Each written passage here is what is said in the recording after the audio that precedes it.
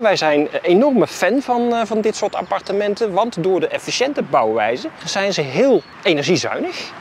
En ze zijn heel betaalbaar, makkelijk te onderhouden.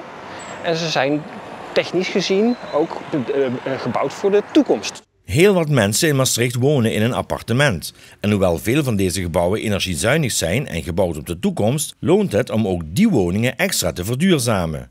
Maar hoe doe je dat als je woont in een koopappartement waarbij je te maken hebt met een vereniging van eigenaren? Daarvoor is nu een cursus, georganiseerd door het CNME Maastricht en Regio in samenwerking met LVME, de Limburgse VVE's met energie.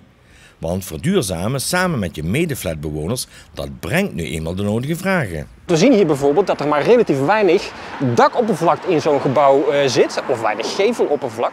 Dus dan wordt de vraag heel erg, oké, dan hebben mensen daar heel veel voordeel van, met name de mensen die bovenin wonen. Maar hoe verdelen we dat nou een beetje eerlijk? Dus dat is een juridische vraag.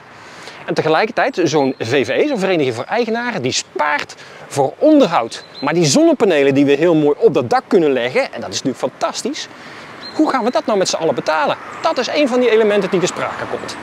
Maar net zo belangrijk als de technische en juridische kant van de zaak is zeker ook het sociale aspect.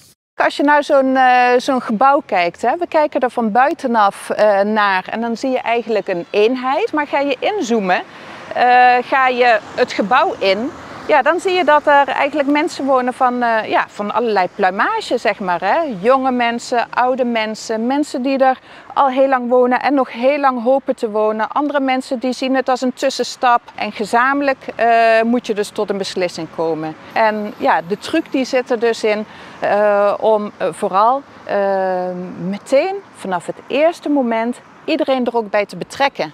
Dat is wel zeg maar de sleutel tot succes. En daar gaan we in de cursus ook verder op in hoe je dat kunt realiseren.